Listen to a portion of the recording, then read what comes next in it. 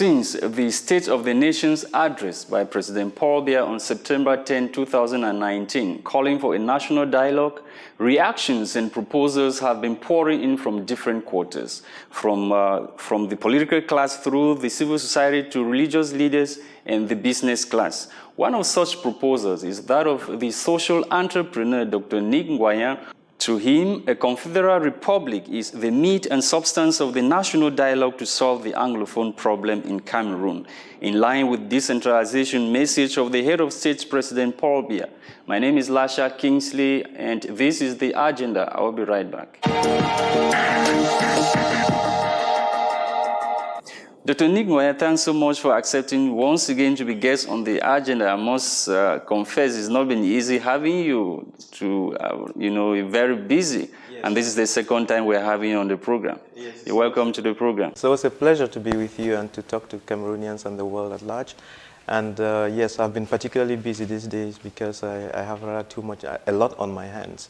I'm development oriented, and I'm particular about politics because politics, when the politics is good, the development is good. When the politics is bad, the development is bad. Yeah, Doc, the President of the Republic just addressed the nation in which he called for a national dialogue. We've had proposals coming in from different quarters, and one of such proposals is yours, which is, of course, making headlines across the nation and abroad. You are thinking that, or you believe that a confederal system is the panacea to the ongoing Anglophone question or Anglophone crisis in Cameroon. Can you help me understand this your concept of confederation and how it can be applied to in Cameroon? Thank you very much. It's a very exciting topic to me because I've prayed a lot. With the problems in Cameroon, I've been praying and seeking God's face for a solution. And what I'm going to be talking about, I believe and hope is God's way of showing us what to do. And I talk about it because if I don't talk about it, then it becomes a sin. And so would go into it and see how it works, and I hope that I will bring that understanding to the whole nation so that we can really get out of this bad situation we are in. But before we get lost into some details, may I just make some few preliminary statements? Yeah, go ahead. Yeah. The first thing is that the problem we have in Cameroon is a spiritual war.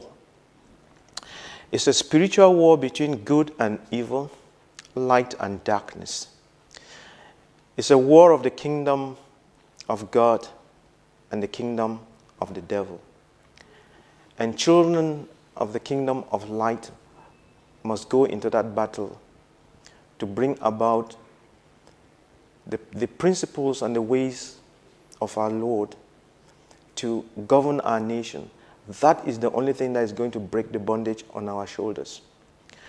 We are in the spiritual battle, and all we have to do is just speak the word, do what is right, true, and good in love, and leave the rest in God's hands, and it will be done.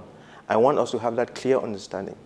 And to also say that for those of us who are fighting a system and think that we can use Odeshi, I said Odeshi, and other spirits, other teen gods to overcome the problem, it will not work. Watch my lips, it will not work.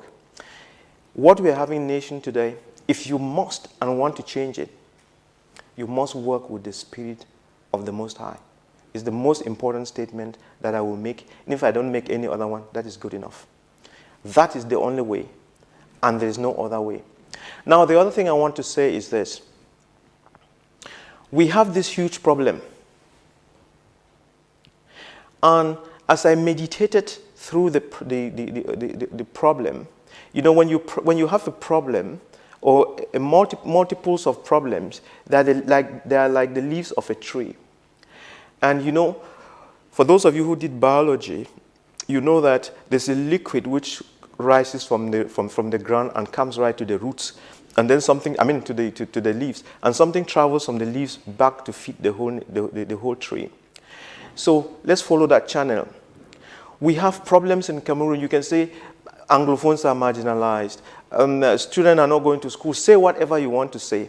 Those are all leaves. Now, when you see a tree then, whose leaves are kind of like not very, very green as they are supposed to be. Very heavy. And the tree looks sickly, then you've got to question a lot. And then you ask yourself the question, why? So in life, if you have not learned to ask yourself the question why, you'll never get it right. Because as you keep asking a series of why questions, that helps you in your thinking to track back.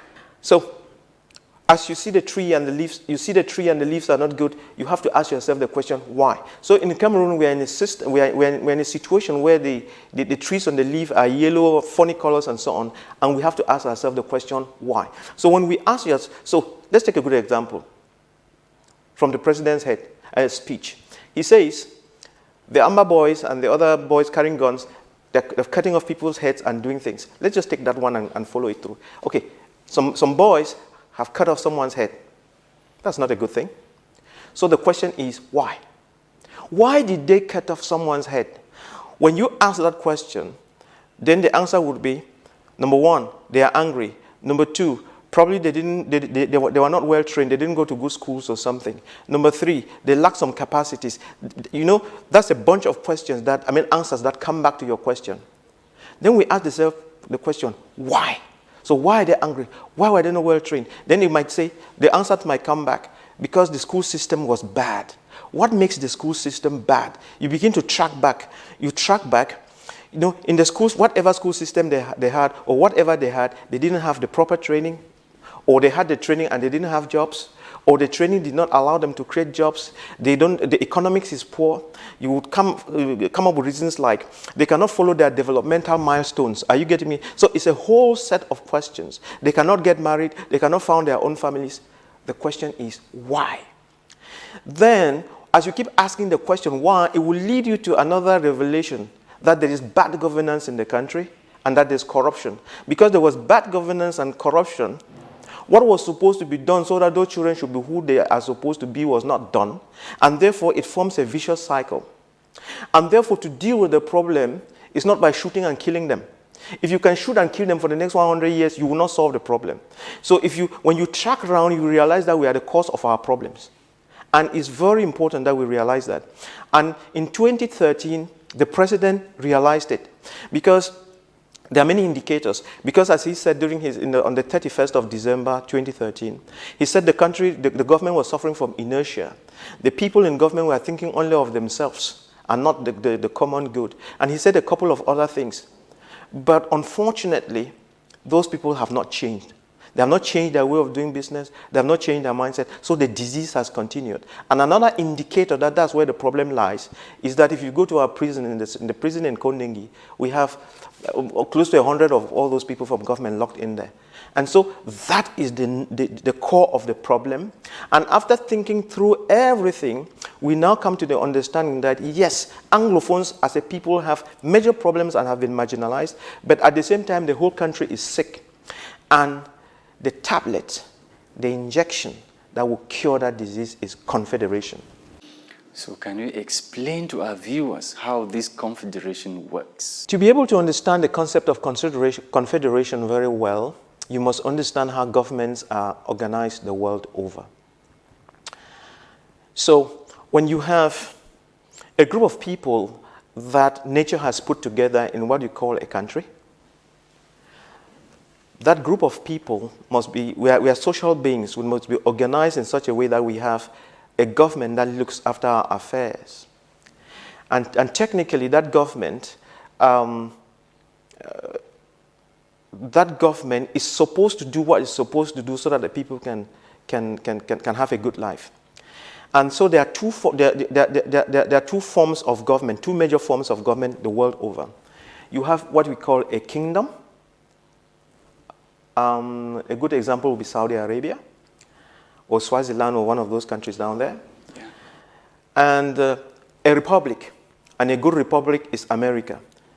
Then we have a mix of the two would be Britain. So just some examples. So now Cameroon happens to be a republic. So in a kingdom, you have a king, and the rulership goes from father to son, and that kind of is a dynasty.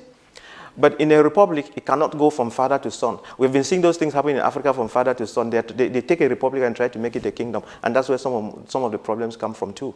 A republic cannot become a king. Don't try to rule a republic as if it were a kingdom.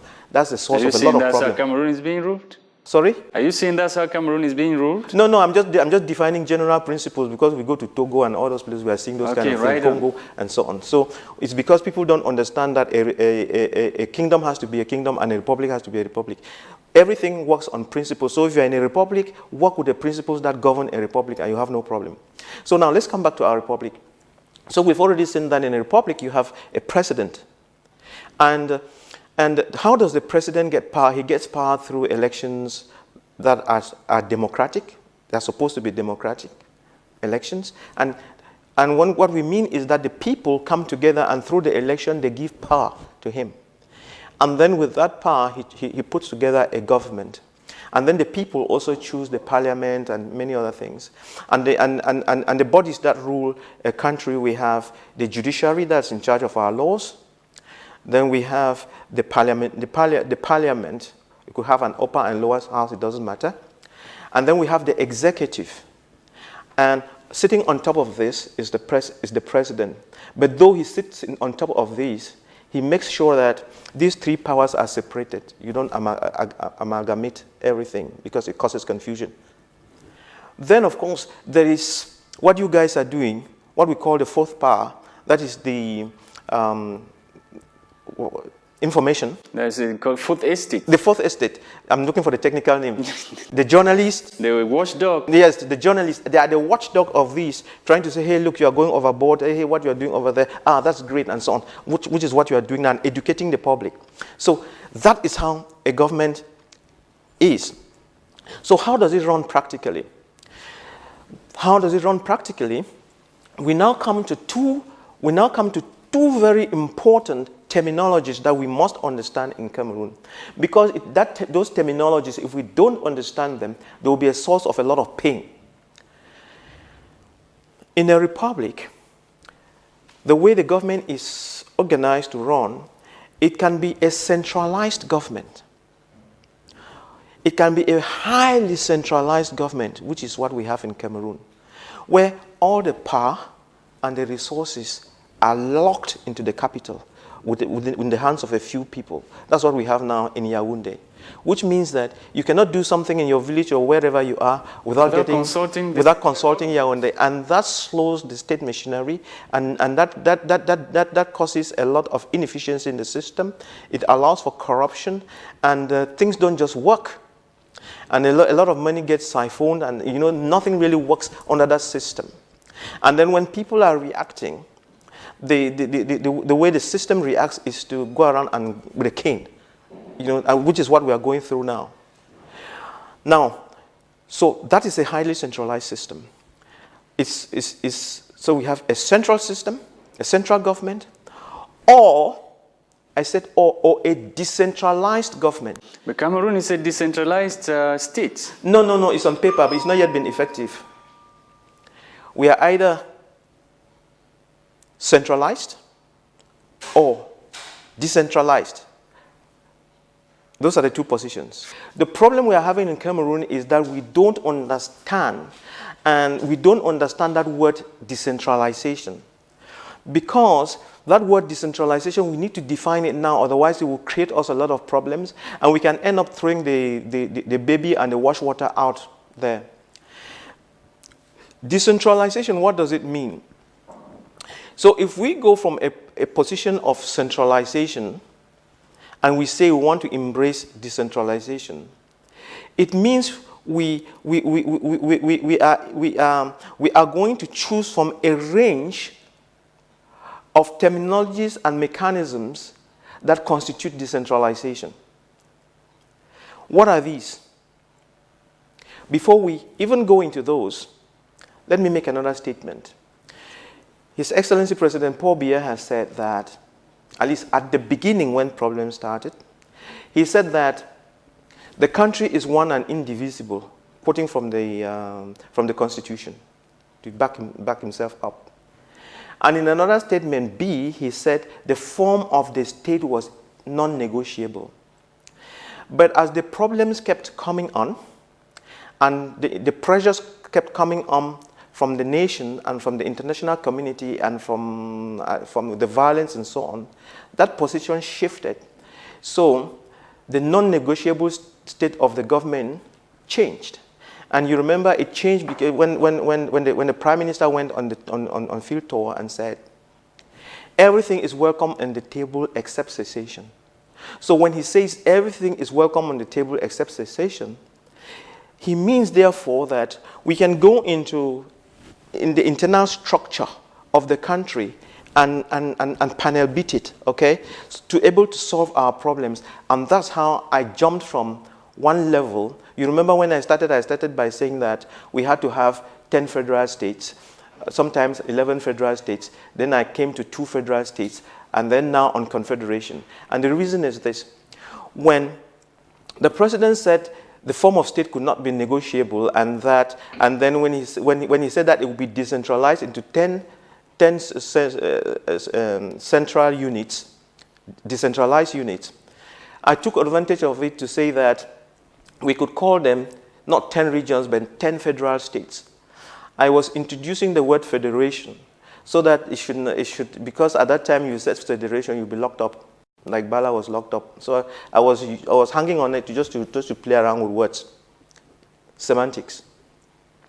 So, and then to add color to it, I said we could keep Yaoundé apart and then try to make those 10 federal states workable and so on. But the truth is there will be no difference between region and those states and whatever. As long as you have the 10 federal states, or 10 decentralized states, which is what most of the people in government believe now, no problem will be solved. You know, it will just be changing codes, but it's the same thing. And that will not solve the Anglophone problem. The Anglophone problem would be solved to an extent if we went back to the 1961 Constitution and position, where we were 2 federal states. At least those are entities, that's stuff that we can put our fingers on. But you just proposed something, a confederate state. Correct. I will explain why I moved from that position to something better. Listen. Up until recently, 2 terms were used interchangeably. You can also go on Google and Google this and see for yourself. That's how I got to learn about it, because I had to go Google. When you say a federal state, what do you mean? When you say a confederation, what do you mean? Now, a few years back, the words confederation and federation were used interchangeably. That's the trick. Yes. They were used interchangeably and they meant the same thing. But the definition of those 2 words have been polished because of some fine differences that have been observed. Let me explain those fine differences. See, let's go back to Cameroon. The foundation of the present Cameroon is the union of West Cameroon and East Cameroon. East Cameroon had her independence on the 1st of January 1960. West Cameroon had her independence, if I'm not mistaken, on the 1st of October 1961. Am I correct on that? So now we have 2 states who now come together in a federation. It's very important that you don't forget this statement. 2 states, 2 equal states coming together in a federation, and they define the terms of that federation. So when the terms of the federation are taken away and everything is squeezed together into one mass, then the problems we are facing in Cameroon are born. Now, we are saying, let's go back to what we used to be. That's true and correct. History has that in the books. But because we want to continue to improve, and because the definition of confederation and federation have come to make things clearer, we find out that Cameroon will fare off better if we follow those definitions that have matured over time. Cameroon will be a confederate nation, not a federal nation, because a confederate nation gives more power and opportunities to those states. If you cannot have a confederation in a country that was unique, We cannot go and take a country like Kenya, that is just one unique country, and make it a confederation. It doesn't work. Kenya is one big country, and if they wanted to improve on their governance, they can go in there and break it up into 4 big parts, and they will call each of those big parts a federal state. Are you getting what I'm saying? So it starts as one big unit that splits up. Those will be federated states. But when you have 2 states that are states on their own, in their own right, coming together, it's not a federation, it's something better. It's a confederation. That is the key. So how do you go about this confederation? Because I'm seeing 2 flags from your document. You're proposing currency, a different flag, and so many other things. Great. So now, if you have two nations coming together, that nation comes with our currency, this one comes with our currency. You come with everything that belongs to you, and we put that on the table. All right? Then we now say, okay. So how does decentralization comes in now? Good. Decentralization, don't forget that confederation, federation, is still a subset of decentralization. We said decentralization is this big term that is understood by Americans and other democratic nations to mean break it up. Take things to the periphery. Give power and money and opportunities to the periphery. That's all it means. Now, that break it up in Cameroon is understood by Yaoundé and people in power to mean let's keep our 10 regions and then just change the name and say they are decentralized. Well, that is true. That is true. Yet, that is not what will solve the problem of Cameroon. The decentralization that will solve, so we have 3 positions to choose from. The decentralization. The decentralization that will solve our problems. Is it the 10 states as propounded by government now? Is it the two-state federal system as it was in 1961? Or would it be the confederal system as proposed by Ngwanyam? I don't know.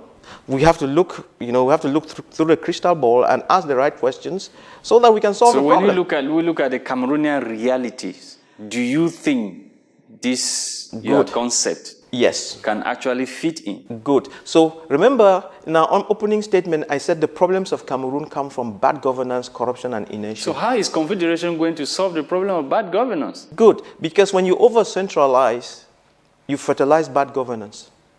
That's the fertilization for bad governance and Cameroon is a decentralized state. It's on paper. It has never been decentralized. We are still to decentralize. Don't forget that the Ministry of Decentralization was just created, and they're still looking for staff to come and decentralize. So it's not yet decentralized.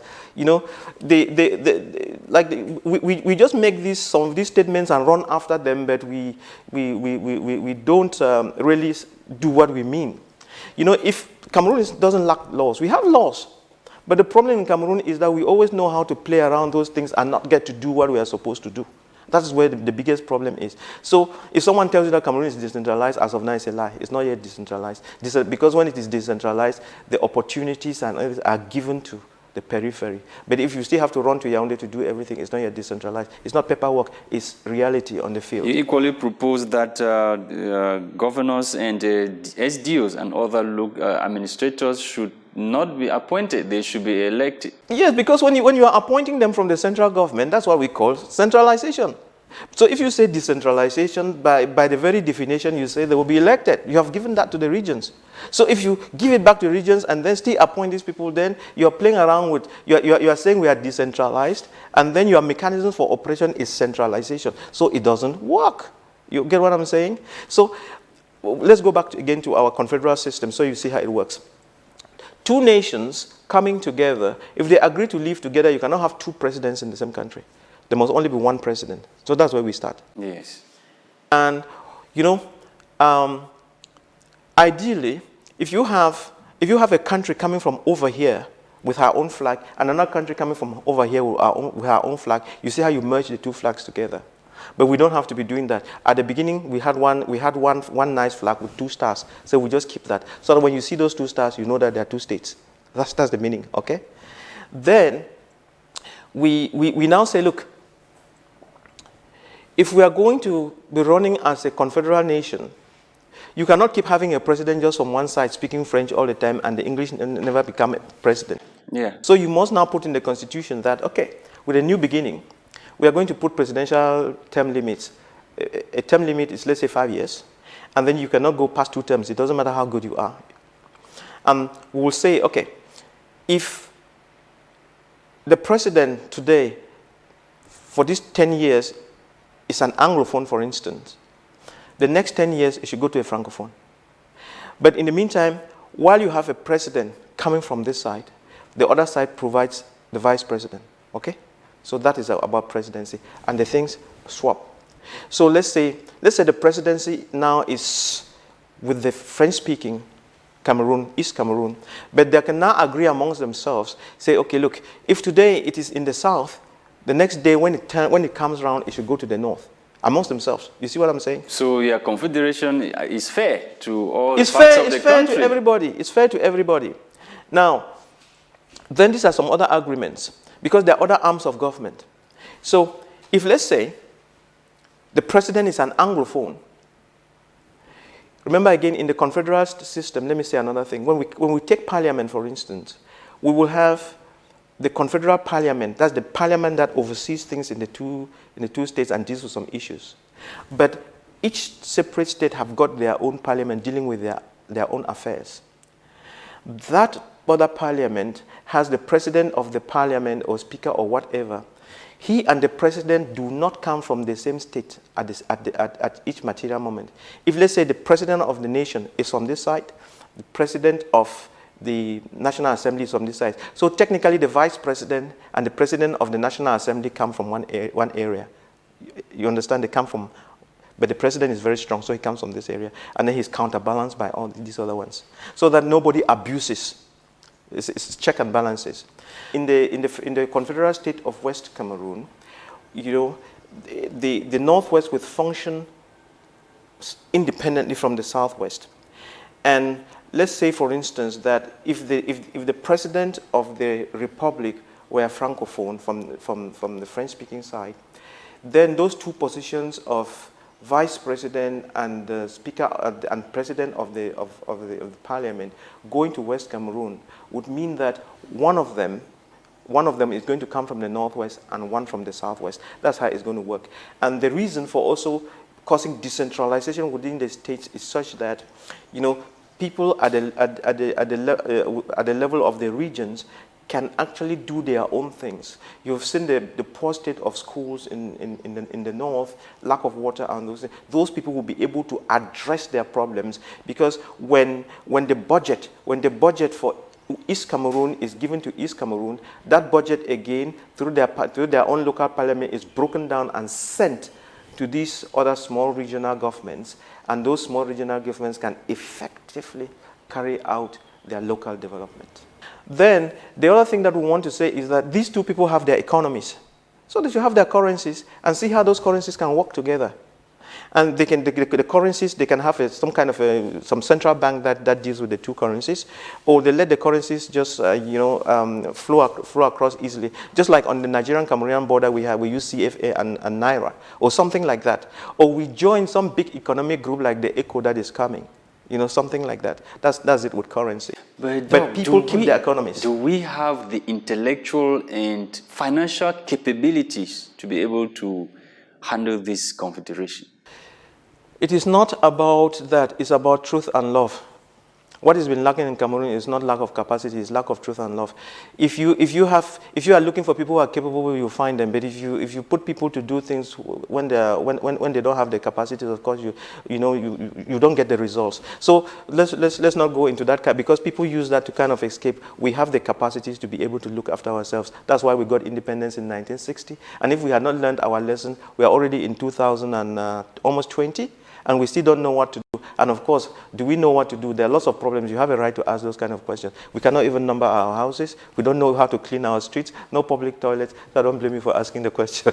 And then the implementation of decentralization is a process. Don't you think with the Confederation, lack of political and moral wills? Yes, it's lack of political. It's lack of political. Concept. The lack is bad faith. It's not lack in the sense that it's absent. The lack will be bad faith. So let's continue with our analysis of the Confederation. So they would share, in this Confederation, let's come back to Cameroon again. We would say, for instance, that the capital of West Cameroon is in Buea or any other ones that Anglophones would care to choose. And then we'll say that because Yaoundé becomes the confederal capital, and it cannot at the same time be the capital of East Cameroon. Therefore, we have to build a new capital for East Cameroon on, let's say, the river Sanaga at Ebebda or somewhere like that, quite a good distance from Yaoundé. Because if you build it, let's say, in Obala, those Obala and Yaoundé are like one. It becomes still one big village. So you need to go, because Yaoundé now is a village. It's not real planned. You know what I mean? And it's congested. So you need to go build a nice capital that looks modern, like Abuja and the other things on the river Sanaga, and so that we have a good, nice town. So then the two states are run. West Cameroon should have his prime minister. East Cameroon have prime minister. Are you getting what I'm saying? And then the other things just fall in place. But now that would now call for a reform of something like ENAM. Where's the place of ENAM in all this and so on. So all of those things will be revised, and this is the panacea that will solve most of our problems. Though, have you been able to evaluate the cost of this project? It's not about what cost. What is going to cost Cameroon? Financial cost, the war that we just had have cost Cameroonians 2,000 to 2,000 souls, 2,000 to 2,500 souls.